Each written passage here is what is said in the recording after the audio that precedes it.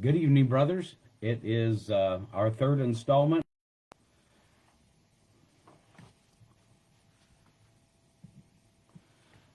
Good evening, brothers. It's our third installment of the Sunday evening chat with the Grand Master.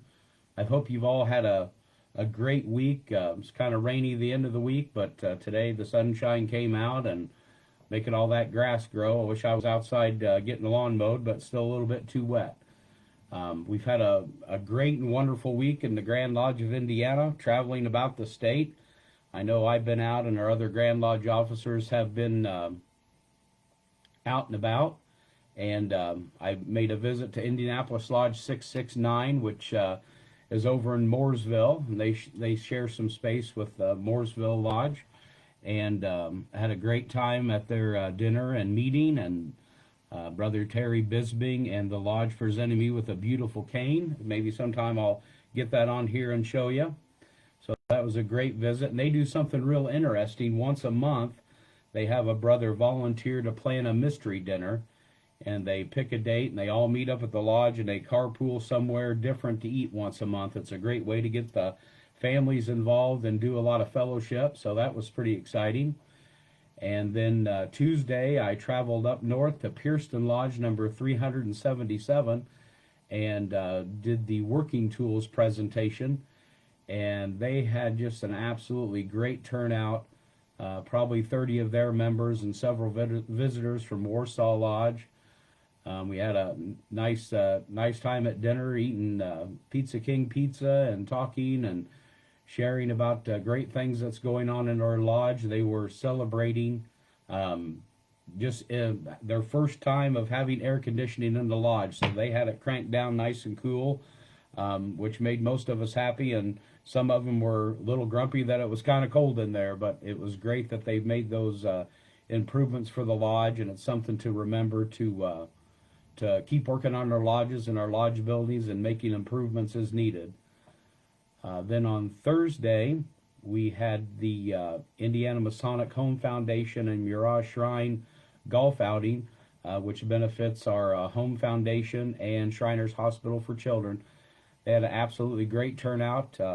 Myself and First Lady Mel were there, along with illustrious Sir Scott Roberts, potentate of Mirage Shrine, and his lovely lady Janine, and we got to do the opening ceremonies and send everybody off to the golf course. It was a little rainy on and off, but I think they had a great time, and everything went great. Probably my favorite part of that ceremony is the Mirage Shrine Highlanders with the bagpipes and the drums play everybody off to the golf course. So that's always pretty special. The next day, or that day, we left for the annual communication of Wisconsin. We frequently go to other area Grand Lodges for their annual communications. It's a great opportunity to meet brothers across the state. And you learn a lot. You see a lot of things, get a lot of ideas. We share a lot of the same problems across jurisdictions. But they were very welcoming to the First Lady and I, and we had a great time. I had an opportunity to go 2 years ago when I was Senior Grand Warden. It was great to talk to those brothers that I'd met before, and then visit with new brothers. That's always the best part of traveling. And I had the honor of bringing greetings to their Grand Lodge on behalf of all the other Grand Lodges and distinguished guests that were there. So it was nice to get up in front of their craft of some 500 brothers and speak to them for a few minutes about my love for Freemasonry and about great things we're doing here in Indiana. Last week, I had challenged everybody to open up their monitor and give it a peek and do a little bit of reading. So I hope everybody took that to heart. It's important. Our ritual is extremely important, and it's important that we learn and we gain that light of Masonry. So then once we learn it, we can start understanding it and then putting our obligations and our charges into action. So always try to get some study in once a week or as often as you can, because our ritual sets us apart from other organizations. It's not just about memorizing words. It's about putting those words into action. And I never knew when I joined this fraternity that I would become a ritualist. It's not in everybody or everybody's desire to be a ritualist, but it's in all of us that we should learn about this great fraternity and about the ways and the symbolism behind taking that good man that we started out as and becoming a better man.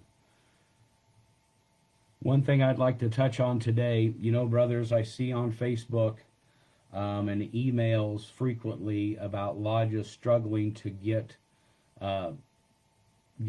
brothers to do the funeral service.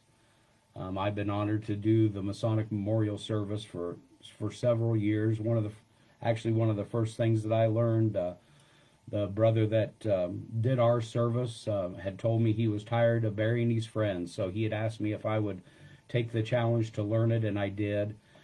And while it's difficult sometimes, I've done them for relatives, I've done them for very close friends, very tragic situations, and sometimes it's just a celebration of a brother who's, 90 years old and has passed on to that celestial lodge above. But we really need more brothers to concentrate and feel that calling to learn the ritual of the funeral service. Number one, it's the last thing we can do for a brother, but it's the first thing that we can do as the family of Masons for his family. And if it's not in you to learn the ritual, to be able to get up in front of the crowd in an emotional situation and do the funeral ritual, then please attend. The new trend in the funeral business seems to be that the viewing and the showing and the visitation and then the funeral is all in the same day in the afternoon. And I realize that makes it really hard for our younger brothers to make it to the service, getting off of work, making arrangements. But if you have the time and you can find it in your heart to go to the funeral services and make an appearance to support that brother and his family, I know that it's greatly appreciated. And it's one of the things we can do ritualistically that really explains what's in the heart of a Mason and how important this fraternity is. I know I've been approached dozens of times afterwards that the family never really understood where Dad or Grandpa went on that third Tuesday of the month, dedicated and would never miss. And they finally came into some understanding about how important it is to be in this fraternity and what it means to our brother to show up and be there for the funeral service.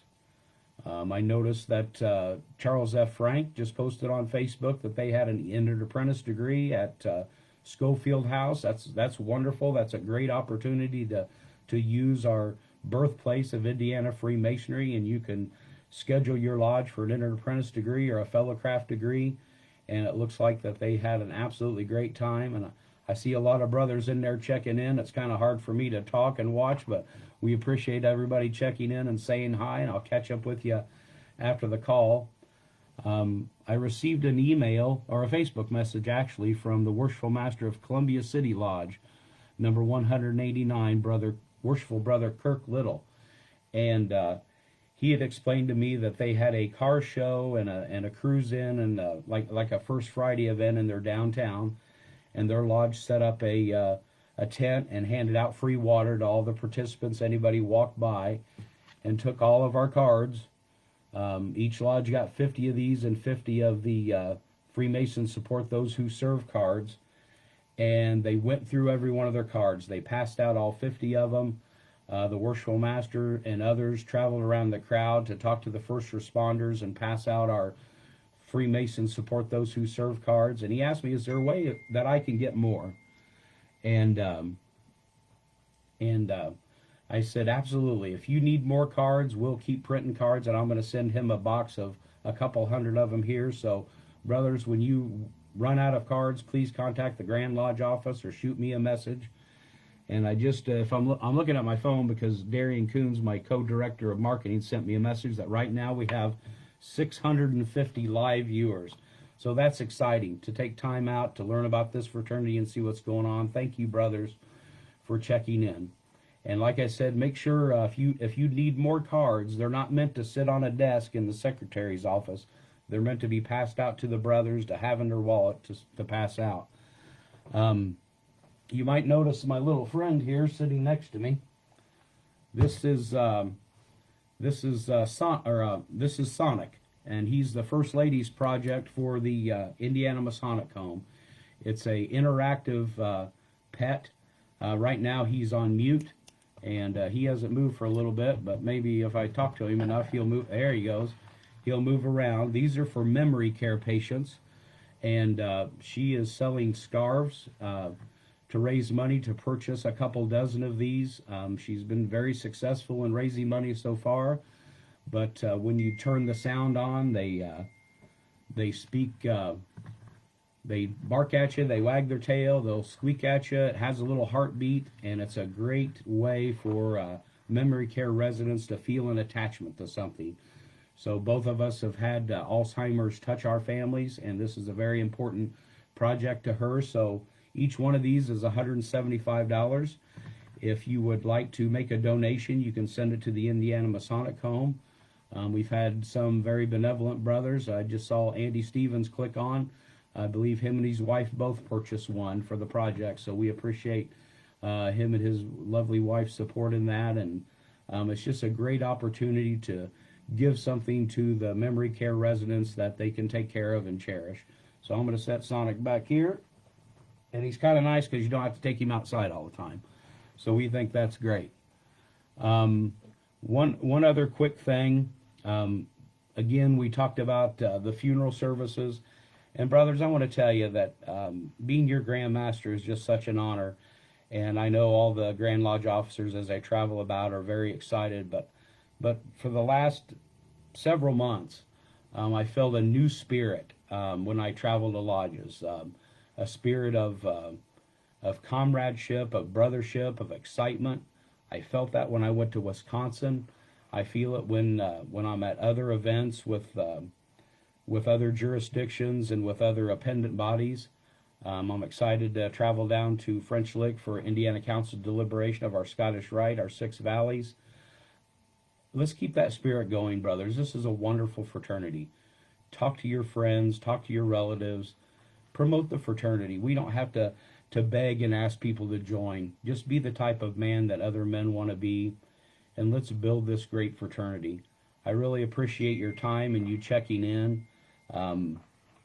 It's always a pleasure to sit here in my home office again today, and with my new buddy Sonic, who actually has a Grand Master's bow tie on. He went to follow me to Freemasonry.com and ordered that himself. So he looks pretty cute. So my wife, the First Lady, was pretty happy with that. So, brothers, I hope you have a great evening. We've got the Pacers tonight, so it'll be an exciting time to watch our Indiana Pacers. And it's just been a lot of fun. And have a great week. And if you need anything, reach out to me. Reach out to your other Grand Lodge officers, your lodge representatives, and your ritual instructors. Brothers, have a great night. Take care and be safe. Thank you.